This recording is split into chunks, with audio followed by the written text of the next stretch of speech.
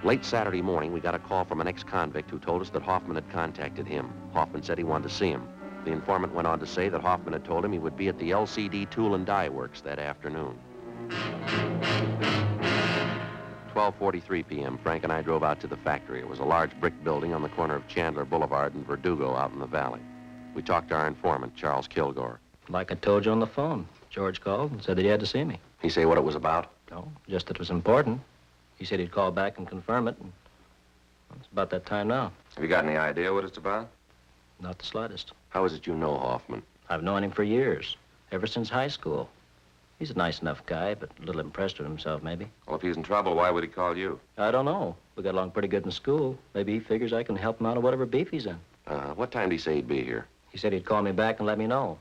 Just said that he wanted to see me, that's all. I said I didn't want to see him. I didn't want to get mixed up in anything. I know he's had some trouble with the law. Yeah? He said I was in it whether I liked it or not, and he wanted to know if I was going to be alone here this afternoon. I said yes. Yeah? I got to thinking about it, decided to call you. Excuse me. LCD Tool and Die Company, Kilgore speaking. Yes? Yeah, George. Uh-huh. Sure, how soon? Okay. It's 107, right on the main floor. Come in the first street entrance, right down the hall. Okay, I'll see you then. Hoffman. Yeah?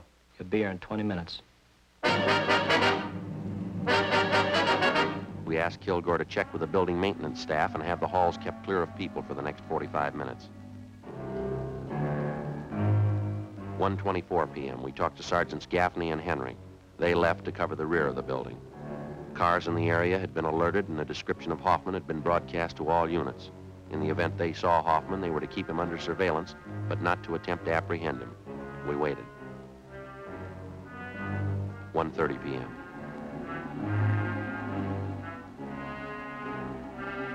$140. 146.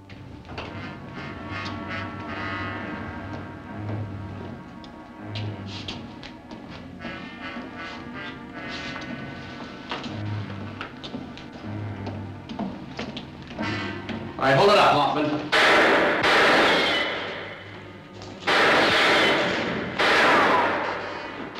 Head on! Take the stairway.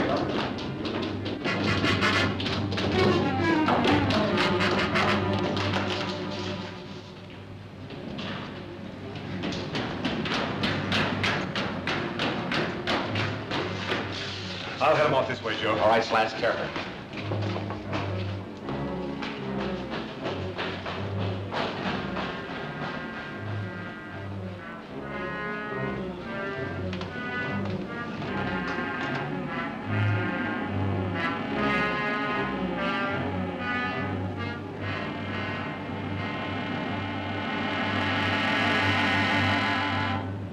All right, come on out of there, Hoffman.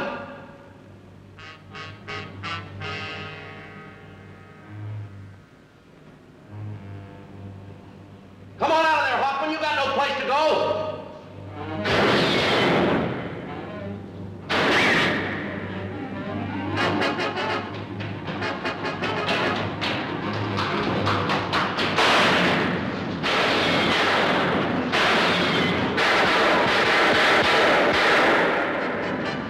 Don't shoot him on him, kid! Throw that gun out here.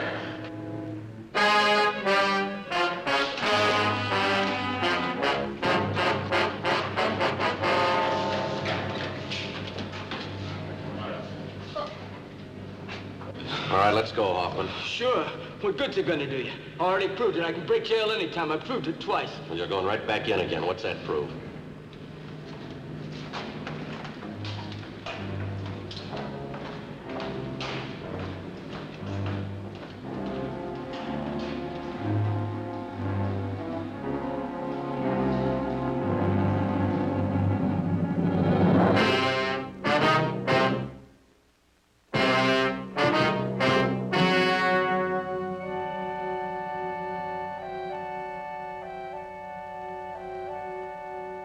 On October 8th, trial was held in Department 89, Superior Court of the State of California, in and for the County of Los Angeles. In a moment, the results of that trial.